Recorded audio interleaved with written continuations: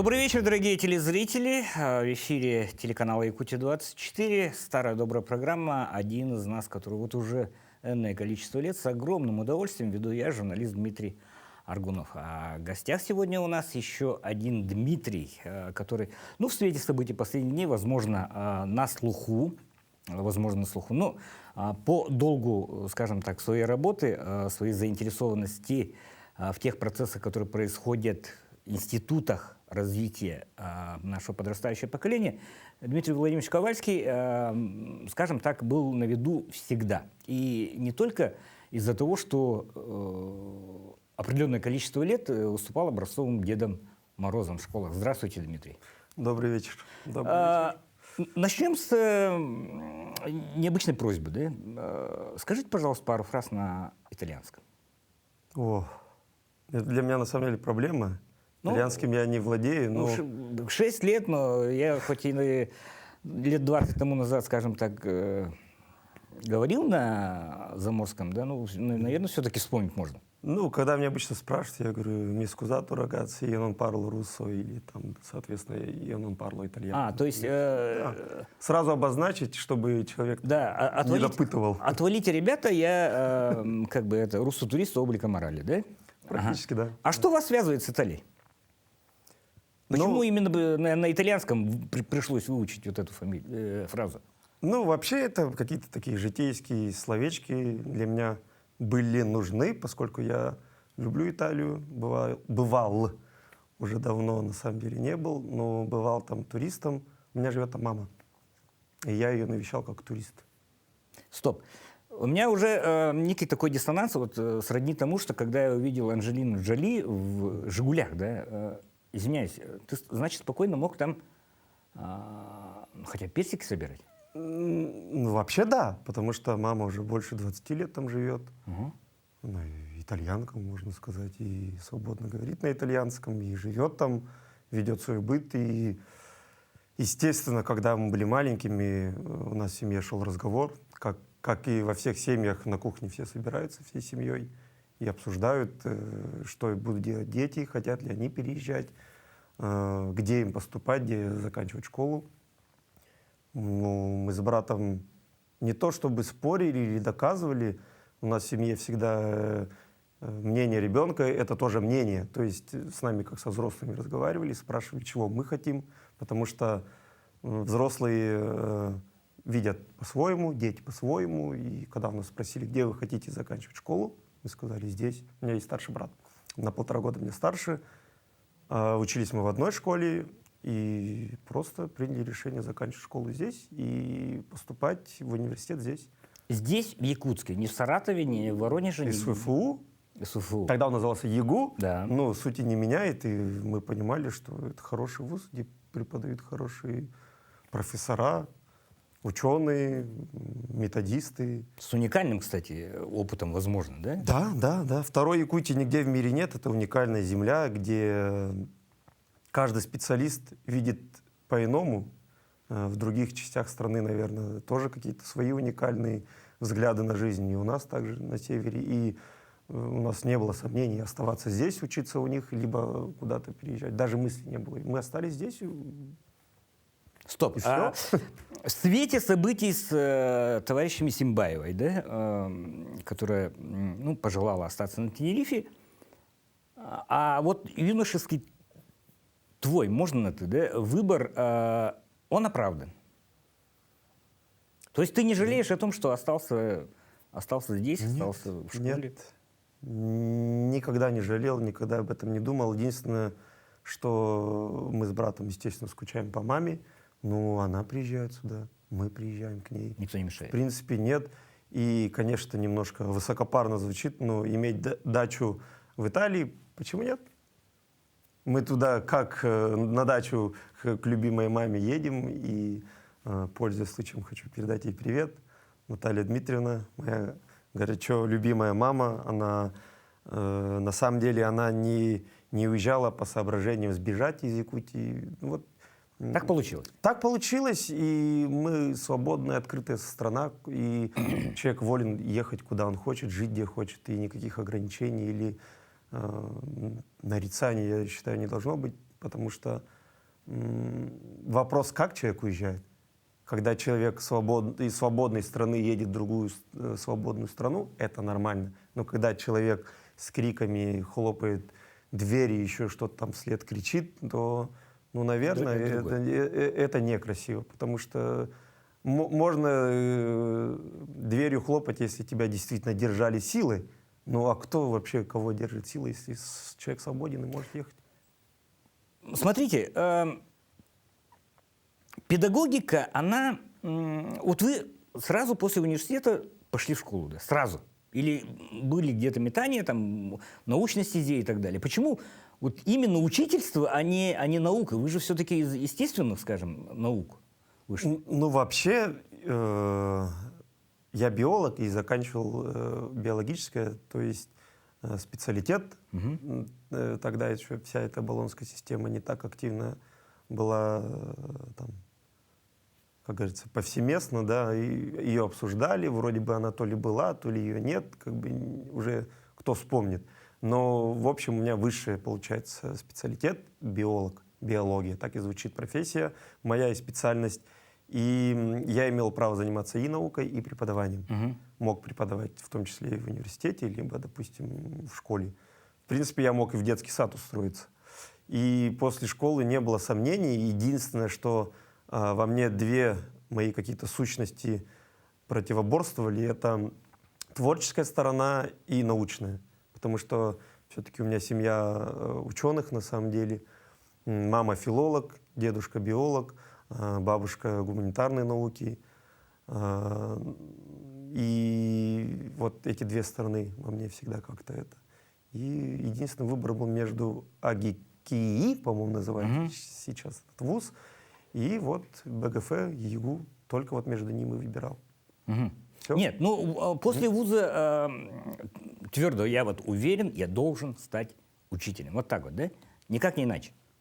Если я не ошибаюсь, и мне не изменяет память, Родион Павлович был у нас преподавателем по методике преподавания биологии. Ну, в общем, как быть учителем. И он не был самым великим оратором, честно скажу, да. Он человек такой спокойный, размеренный, не сильно многословный. Мы много писали, делали СРС. Но когда доходило дело до зачетов либо экзаменов, он любил поговорить. И вот в ходе каких-то бесед с ним, разговоров, я убеждался, что мне, в принципе, есть что сказать педагогике, скажем. И вот тогда, наверное, я начал уже закрепляться в профессиональном плане как учитель и стал рассуждать, обсуждать с ним. И большое ему спасибо за то, что он во мне пробудил учителя. Может быть, не напрямую, там, преподавая именно там, идеально рассказывая там, про профессию, как замечательно быть преподавателем, либо учителем, но косвенно он все равно меня в это дело втянул. Дмитрий, вот. Вопрос. Учитель биологии — это больше биолог или это все-таки это больше педагог? И то, и то. И то, и то. В какой пропорции? Да, я думаю, 50 на 50. Так же, как и учитель 50 на 50, так скажем. Черчение? Ученый и 50% творчества. Каждый учитель, который какой-то предмет ведет, он же ученый. По факту он мог в любой момент свернуть и заниматься наукой. И может даже, преподавая в школе, будучи учителем, он же может заниматься педагогическими науками. Поэтому учитель, да простят мне другие профессии, это такое уникальное создание, в котором всегда несколько сторон, и не две, и не три, а иногда 5-6. Учителя очень разносторонне развитые люди. Начинали вы с 17-й школы, да? Да. Ну, тоже, скажем, имеет отношение и как родители, и как... Помните первый урок? Да, да. Давай немножко такой Ой. флешбэк. Да, это был 6-й. Я недавно, кстати, об этом пост писал, между прочим. По-моему, это был 6-й Б, если мне память не изменяет. Я пришел, будучи студентом последнего курса, то есть я еще должен был год полностью доучиться. На 5-м курсе, получается, я прихожу, у меня еще нет диплома. Ну, такая практика есть, ты можешь прийти в школу и напроситься. Я обошел все школы в городе, мне везде отказали. И вдруг я натыкаюсь на... Отказали? Да. Учителю, мужчине отказали? Да. Вот. И я пришел в 17-ю школу, там была замечательная директор, она и есть сейчас замечательный директор Лена Петровна Афонская. Она со мной побеседовала буквально там минут 10, может быть. Сказала, хорошо. Я говорю, у меня нет диплома, я вот хочу, я полный энтузиазма, я хочу быть учителем, но я еще студент. Она говорит, хорошо. Я говорю, и это все? Он говорит, да. Это был, может быть, июль месяц, может, даже ближе к августу, не суть. И она говорит, хорошо, приходи 3 сентября, по-моему, она мне сказала. Я пришел, она меня встретила, поговорила и лично отвела меня в класс. Мы заходим в кабинет, там сидят дети, и она говорит, Дима, это вот твой класс, желаю удачи, пожала руку, хлопнула по плечу и говорит, все хорошо будет. И никаких даже проблем не было, потому что я просто начал рассказывать то, что я знаю.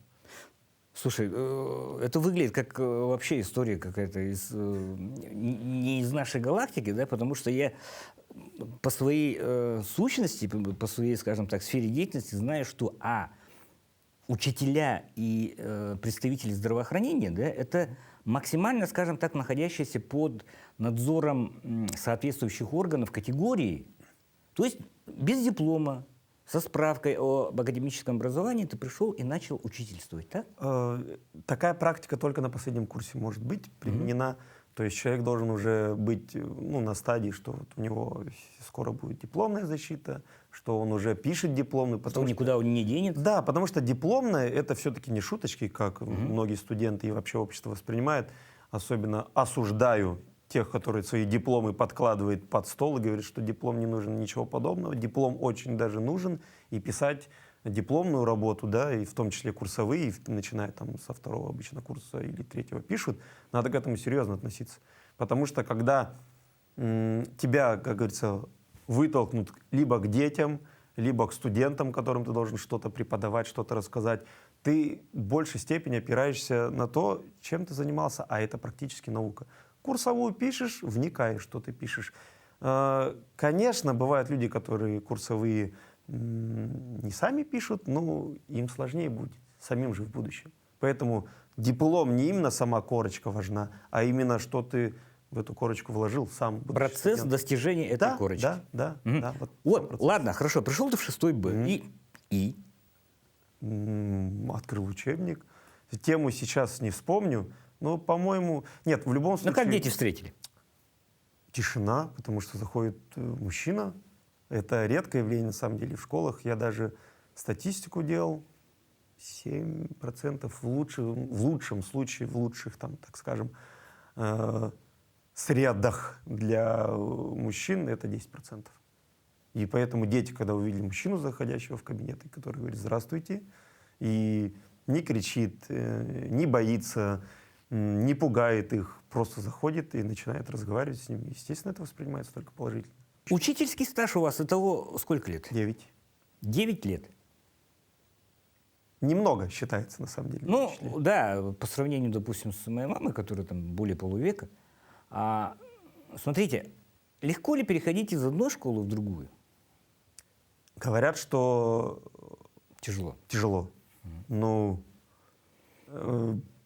перед вами человек, который в 3 школах поработал за эти 9 лет.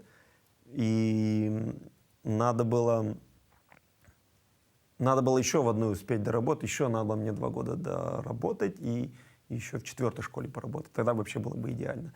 Я придерживаюсь философии, что человек должен не менять все вокруг в чем он не разбирается, а менять свою жизнь, менять свое какое-то профессиональное видение. Вот он видит так, ну, улучши, либо измени траекторию, получи повышение, либо смену рода деятельности. Может даже вообще сферу целую сменить. Был врачом, пошел, не знаю, в профессиональный массажист. И сферы связаны. Массажист — замечательная профессия, которую также нужно учиться, и ты делаешь пользу людям, делаешь их здоровее, но и напрямую врач тоже занимается тем же самым. Также учитель может пойти в университет преподавать, может пойти в ясли работать, совсем с маленькими детьми заниматься, либо доп. Образованием, либо внутри школы менять направление. Был биологом, стал географом, допустим. Потому что в 5 классах там общие понятия идут, и все естественные науки, в принципе, взаимодополняемые, взаимозаменяемые. Поэтому ты должен периодически что-то менять, чтобы не получить вот это самое тяжелое, неприятное чувство выгорания. И вот как раз-таки смена школы относится к такой ультимативной форме смены обстановки, чтобы не выгорать. И это абсолютно нормально. Я придерживаюсь вот такой некой, говорю, может, японской или корейской, не знаю, такой культуры, отношения к работе. Они, насколько я помню, 3-5 лет, и они очень сильно пытаются изменить свою жизнь, чтобы, да, даже элементарно не стареть.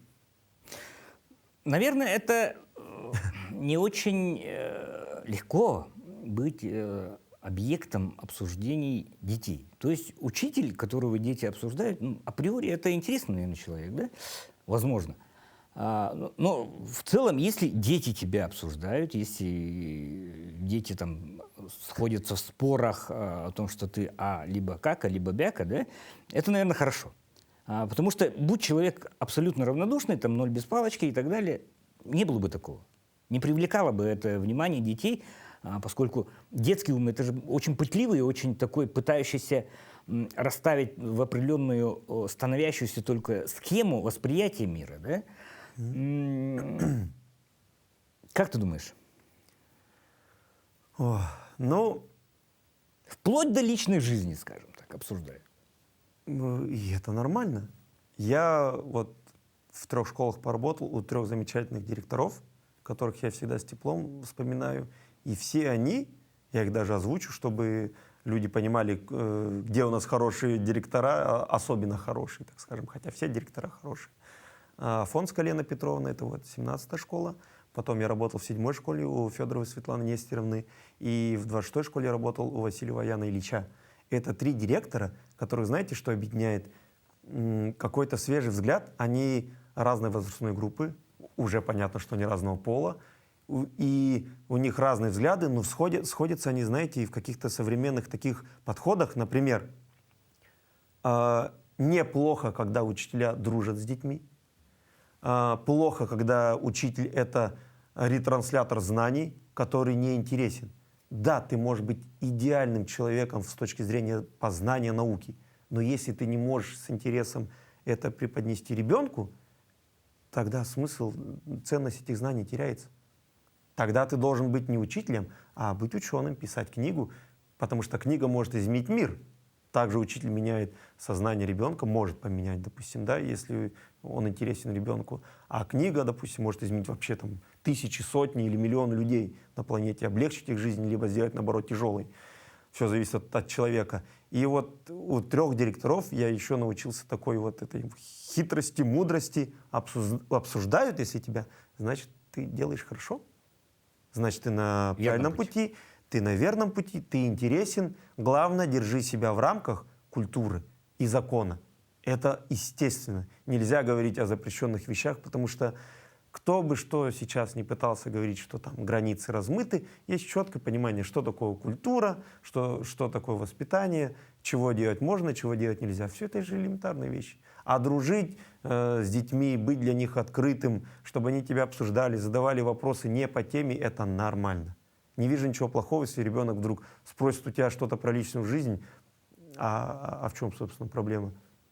Ты имей такое воспитание, если тебя даже плохо, возможно, воспитали, сам себя воспитывай и научись ребенку правильно донести свои мысли, рассказать, возможно, что-то о своей личной жизни, чтобы он успокоился. Ты его должен успокоить, потому что его этот вопрос тревожит, иначе бы он у тебя не спрашивал. Поэтому сказать, что это плохо, разве это плохо? Интересуется, значит, это хорошо. Согласен. Если процесс идет, значит, процессу сопутствуют определенные субпроцессы. Да? Дмитрий Владимирович, смотрите, 20-го по конец 22-го, по 22-й год все мы были, скажем, участниками некого процесса, который назывался удаленка. Да? Родители, дети, учителя. Мы были составными частями вот так называемой удаленки. Вот как вот этот период сказался вообще на процессе обучения как такового? Вообще ваша оценка вот этой удаленки? Ну, сразу хочу сказать, это была вынужденная мера. Образование, как и все сферы, реагировало на опасные процессы, происходящие во всем мире. И было бы нелогично, если бы мы сказали, а мы никак реагировать не будем, будем действовать по старинке. Назвать это каким-то новаторским решением, инновационным, это просто смешно. Это не вчера придумали и не 100 лет назад. Удаленка появилась, как только люди научились далеко смотреть, далеко слушать, далеко воспринимать информацию на расстоянии. То же самое письмо, это тоже, извините меня, удаленка. Заочное образование. Вот это, когда в советское время получали Конечно. список заданий, да? Конечно. Поэтому с РС, самостоятельная работа студента, преподаватель, грамотно продумав твое обучение, давал тебе задание, выполнял ты его. Но никто же не говорил, что это вот нововведение, которое изменит мир, или что это хорошо или плохо. Это не хорошо и не плохо, это вынужденная мера, потому что иногда мы к ней должны обращаться, к этой старинной мудрости заочного образования. Хорошо это или плохо, лично как по мне, субъективно могу сказать, мне это не нравится. Тяжело ли было мне работать? Нет. Лично. Если кому-то было из коллег тяжело, это только потому, что количество детей, оно играет.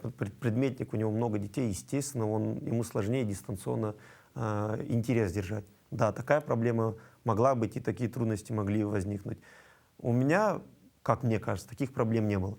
Потому что как-то мы на одной волне так как-то раз. И без этого мы с детьми в программах вместе сидели, там в какие-то компьютерные игры играли онлайн, там обсуждали, там и с активистами могли и по видеосвязи созвониться хоть в 10 вечера и быстренько обсудить какой-то момент насчет завтрашнего мероприятия. Поэтому у меня, допустим, не было такой проблемы. Но образование сейчас именно, оно на это реагирует. На удаленку не разрешается удаленкой решать любые проблемы. Это просто некрасиво со стороны образования всегда ссылаться на какие-то сложности и говорить: удаленка. Нет, это неправильно. И сейчас, с сентября месяца, насколько я знаю, насколько мне известно, удаленка будет использоваться только в очень исключительных и редких случаях. И это нормой не должно, конечно, вставать. Потому что никогда не заменит удаленка живое общение человека с человеком. И даже в старину письмо написавший человек, в этом письме, скорее всего, он просил личной встречи. Даже если они долго переписывались, они ждали личной встречи. Зачем эту личную встречу откладывать, если с сентября месяца можно прийти в школу, увидеть своего любимого учителя, увидеть своего любимого директора, завуча, пожать ему руку, либо сказать лично «Здравствуйте, доброе утро». Это же замечательно. Удаленка имеет место быть, но заменять образование она не должна. Это мое личное субъективное мнение. Ок. Смотрим. Замечательные представители педагогики, классической педагогики были и среди польской, скажем так. Ну, понял, да, о ком я. Есть имена такие, как Макаренко, Сухомлинский и так далее. Но все они как бы в прошлом. То есть у них не было неких челленджей, которые стоят перед педагогами нынешнего времени, 21 века. Да. Это и отвлекающие какие-то моменты, и компьютерной субкультуры, и восприятие определенных нововведений, и получение информации, возможно, анализа и так далее. Вернее, способность анализировать получаемую информацию у ребенка остается на уровне одном и том же, что в XIX веке, что сейчас. Просто вот волны вот этой информации левой, которая не имеет, но которая влияет в любом случае на мировоззрение ребенка, оно прибавилось. Вот тогда было легче или сейчас? Ну, я, если честно, да, опять-таки мое субъективное мнение, я не вижу никакой проблемы. И я не думаю, что... В Майнкрафте ты не видишь проблемы. Я не думаю, что есть проблема преемственности поколений в образовании. И Макаренко, и Сухомлинский — это те имена, которых нас там, начиная, как только мы вступили на путь учителя, ну и даже не учителя, а именно даже ученый, который может быть учителем, обязательно эти фамилии всплывают. И это такое некое лукавство у коллег, когда они ссылаются на великих учителей, пытаясь сказать, что тогда было по-другому. Это, я считаю, лично, мое мнение субъективное, это несправедливо. У них тоже были вызовы, у них были свои сложности, у них не было таких возможностей технологического характера, который сейчас есть у нас. Те же самые гаджеты, интернеты — это не зло, это наш инструмент. Просто научись пользоваться этим инструментом. Обезьяна считает камень камнем только пока не научится этим камнем выполнять какую-то функцию. Извиняюсь за сравнение с обезьяной, но как только камень стал не просто камнем, а орудием, он добавил очень много смысла тем же нашим братьям-приматам. Поэтому получается, что гаджет — это не просто он лежит, зло, как камень какой-то. Излучает. Да, который ты кидаешь, это зло, камень может, там, упадет на ногу, это больно. Конечно, если его воспринимать так, то действительно камень кинешь, больно. Но так научись им пользоваться. Любой человек должен уметь пользоваться современными технологиями. Это его обязанность. Обязанность его как участника прогресса и процессов, происходящих в мире. И у Сухомлинского, Макарова были, Макаренко, у них были, меня учителя за это убьют, и у них были свои вызовы, а у нынешнего поколения учителей, конечно, какие-то уже челленджи, как это сейчас называется, но и инструментов много, и в принципе мы же современные люди. Компенсирует все это, да? Конечно, компенсируется. Мы же живем, ездим в автобусе, ходим в кинотеатры, видим, как одевается молодежь, о чем говорит молодежь. Их всего лишь нужно чуть-чуть корректировать в рамках культуры и воспитания, а в прогрессе ничего плохого я не вижу. Нет, я согласен. Материться не надо, а говорить на каком-то интересном новом сленге, изучать какие-то интересные субкультуры, почему нет? В любом возрасте можно это сделать. Поэтому разница между учителем, которому 60, и ребенком, которому там, 13, а какая между ними разница? Если только кто-то из них откажется изучать новый мир, но и ребенок может в 15 лет сказать: все, я буду старовером, старообрядцем, я отказываюсь от цивилизации, не буду изучать процессы происходящие. И тогда кто из них получится в сложном положении? Может быть, наоборот, учитель современный, а ребенок не консервативных взглядов. Тут все очень субъективно. Я просто хочу лишь сказать о том, что проблем вообще, в принципе, в мире нет. Люди сами себе придумывают проблемы. Потом с ним борются. Потом с ними борются, чтобы показаться умнее. Поэтому, на самом деле, как я считаю, мое субъективное мнение, проблем нет. У умных людей, у порядочных умных людей нет проблем, нет плохих людей, нет хороших людей. У них просто есть ситуации, и они реагируют профессионально, либо по житейским мудростям на различные ситуации, которые происходят в жизни. В том числе в образовании такие ситуации тоже происходят. И ссылаться на каких-то великих учителей, чтобы себя оправдать, свое какое-то нежелание что-то менять в своей жизни, это, как я уже сказал вначале, несправедливо. Согласен, потому что во времена, скажем так, вот этих великих учителей тоже была градация, время, отводимое на получение знаний, и время, отводимое, скажем так, на праздный образ жизни. Те же казаки-разбойники, которые в веке 21, скажем так, подменились тем же Майнкрафтом, Counter-Strike и так далее. Да? Согласен? Да. Смотрите, педагогика, она вне образовательных учреждений, вне детских садов, вне школ, вне кружков каких-то. Может быть, что еще сопутствует? Какие явления современности сопутствуют педагогике? Что, кроме школы, является носителем педагогики? Любая информация, передаваемая из уст в уста. Нельзя сказать, что человек, который...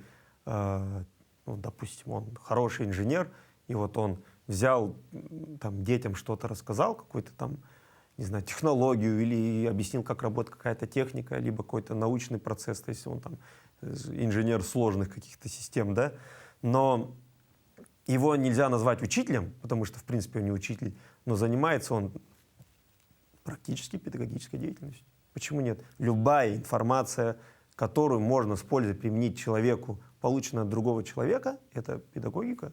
Ты же рассказал, ты же объяснил, чтобы человек понял. Если ты рассказал, и человек тебя не понял, это не педагогика, ты просто набор слов выкинул, может быть, самоутвердился, что ты кому-то что-то умное сказал, но если он тебя не понял, это уже, конечно, не педагогика. Педагогика — это сам механизм вот, из уст в уста, и чтобы было понятно. Тогда это можно назвать педагогикой. Так что любой человек может быть педагогом. Педагогика — это вся информация, все информационное пространство, которое ходит между людей. И в целом не обязательно взрослый ребенок может быть педагогика. Это может быть и ребенок к взрослому, преподал урок, дал информацию полезную. Это может быть между ребенком и ребенком в том числе. И в современном мире, уже современные реалии, это когда искусственный интеллект может дать педагогику если он правильно заточен, этот искусственный интеллект может дать и человеку, взрослому, и ребенку. Поэтому это субъективная такая вещь. Но именно назвать человека профессиональным педагогом, естественно, это про образование, потому что педагогика — это не просто передать информацию. Есть ведь сопутствующие факторы, когда класс там 25 детей, они ведь по-разному могут себя вести. Вот тут и проявляется педагогическое мастерство. Как ты умеешь, грубо говоря, извиняюсь за сравнение, управлять массами, потому что 25 человек — это масса людей, и ты должен научиться реагировать, управлять, помогать, жестикулировать, быть неким таким, знаете, палочкой-выручалочкой в классе и везде все успеть. Конечно, не всегда это удается сделать, но тем не менее, вот это уже профессиональная педагогика, естественно. Это уже учитель, это уже там преподаватель. Желательно этому мастерству обучиться, этому везде можно обучиться, особенно у нас в СФУ, это доступно, и там не так сложно на самом деле поступить. Потому что педагогов всегда, мне кажется, с распростертыми объятиями ждут в университетах, в вузах, в СУЗах и говорят: давайте хотя бы как среднеспециально освоите какую-то педагогическую профессию, мы вас ждем, приходите к нам. Поэтому быть педагогом, стать педагогом, все это легко, мне кажется, в Якутии. Слушай, а можно ли назвать педагогом или учителем тот персонал, который, к примеру, наполняет чат GPT? Ну, В какой-то мере, наверное, в какой-то мере, да, Философский. потому что, да, это, наверное, вопрос философского характера, да, потому что, ну, тут сложность в другом. Наполняя искусственный интеллект какой-то информацией и установками, человек все-таки, я вот опять вернусь, да, из уст в уста. Если он не проговорил это, то, ну, может быть, это сложнее назвать педагогикой. Потому что учитель чем отличается, да, вот, от методиста, например? Можно быть методистом и много писать, но это, говорю, это уже больше наука, когда ты через письменность передаешь знания. Я считаю, это исключительно вот научный метод познания там, или передачи информации. Поэтому все-таки педагогика, наверное, из уст в уста. И если человек не проговорил это искусственному интеллекту, и искусственный интеллект не воспринял это на слух своими там этими фибрами своих устройств, не прочувствовал этот текст и не записал его через речь, тогда, наверное, это не педагогика. Это какой-то сисадмин, это такой ученый, скорее всего. Тут, скорее всего, будет так. Инженера, там, компьютерщики, наполняющие искусственный интеллект, это ученые. И получил некую педагогику, ну, педагогическое наполнение. И если и с человеком, это уже даже, возможно, педагогика. Искусственная педагогика, назовем ее так. Нет, ну смотри, если и носитель ИИ, вернее, вот некая, скажем так, Алиса, она получила способность генерировать речь, и воспринимать, скажем так, аудио восприятие какое-то, да?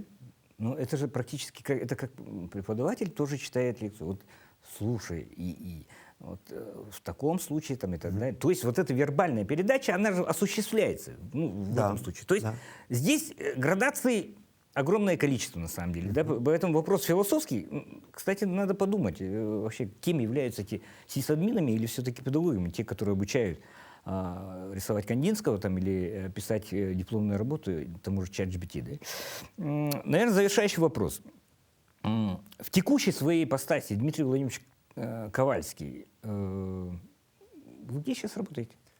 Вы с очень таким опломбом ушли с 26-й школы, вернее, вот как вы сказали, вы не просто вы не хлопнули дверью, то есть все в пределах, но закрыли дверь вроде бы тихо, да, но как-то очень ярко. Согласись, есть такое. Ну, где сейчас не работает? по моей вине. Где сейчас работает Дмитрий Ковальский? Движение первых. Это пионерия нового поколения? Или это нечто другое? Ну, на самом деле, что-то новое придумать здесь, сейчас, вы, наверное, со мной согласитесь, практически невозможно. Все новое — это хорошо забытое старое. Как его ни называй, каким термином ни называй, там, как вы сказали, либо кто-то по-другому воспринимает, там, допустим, движение первых, да, российское движение детей и молодежи, да, это общественная такая организация, очень крупная. Это очень мощная структура, которая создавалась не не просто для того, чтобы быть на значке там или надписью где-то. Эта структура была создана для просто мощнейшего генерирования детских инициатив, и чтобы эти инициативы поддерживались государством. Потому что хорошо, когда существует одна форма поддержки, хорошо, когда две, когда их тысячи, когда их десятки тысяч, еще лучше. Чем больше организаций, которые занимаются напрямую поддержкой детских либо объединений, творческих групп, научных детских сообществ, тем лучше. Потому что любой интеллектуальный труд или даже физический труд, который человек своими руками что-то создает, он должен поддерживаться государством. И государство, по крайней мере, как я считаю, мое субъективное мнение, об этом очень много думает. Ну, назовем это общим словом государство, да. Хотя есть конкретно ответственные люди, которые думают об этом, да. И государство не может просто взять и сказать: ну, у детей там много инициатив, ну, молодцы. Нет. Должен быть механизм, должен быть, грубо говоря, сайт, должна быть какая-то информация, чтобы дети постоянно могли получать поддержку государства и бесконечно развиваться.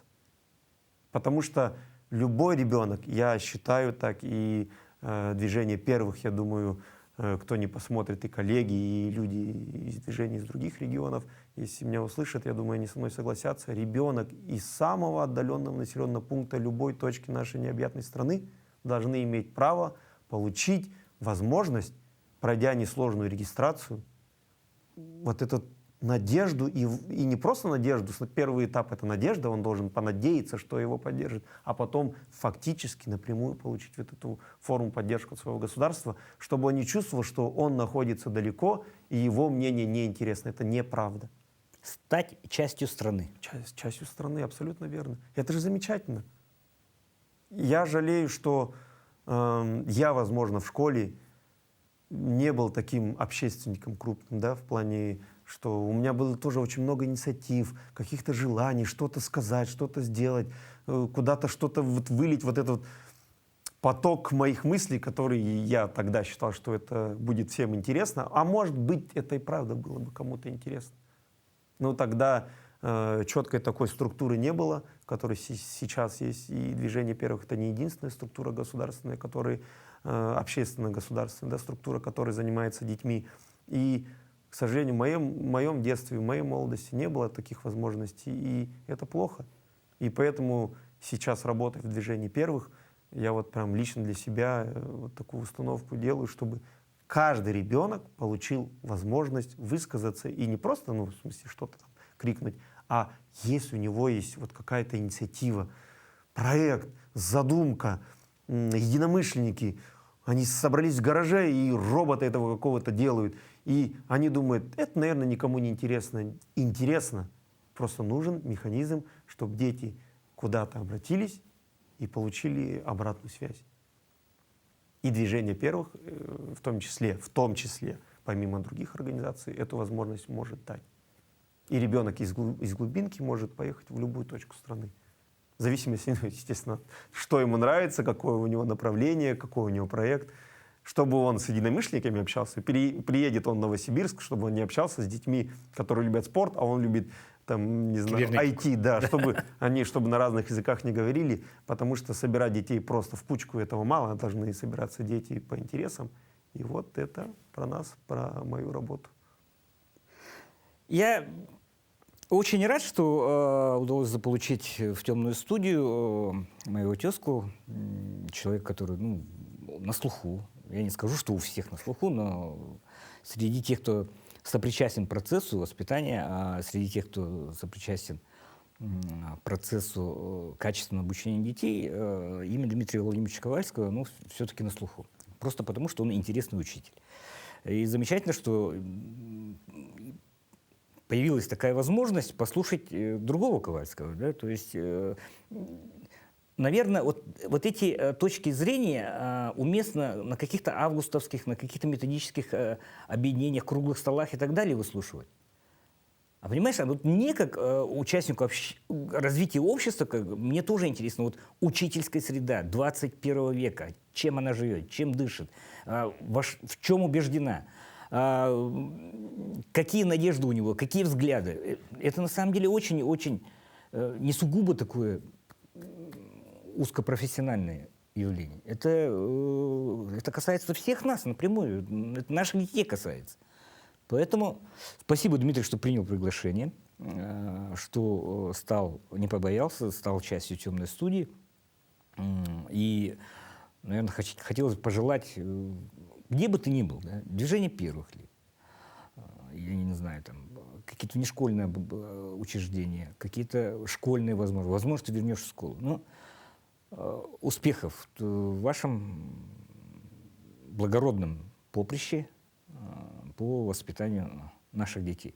И отдельное спасибо за то, что вот поделился мыслями насчет патриотизма, насчет того, что значит быть якутянином, почему нельзя хурму разменивать на наши родные морозы. Спасибо. Это программа «Один из нас». С вами был Дмитрий Аргунов, и наш сегодняшний гость – это учитель Дмитрий Ковальский. Увидимся.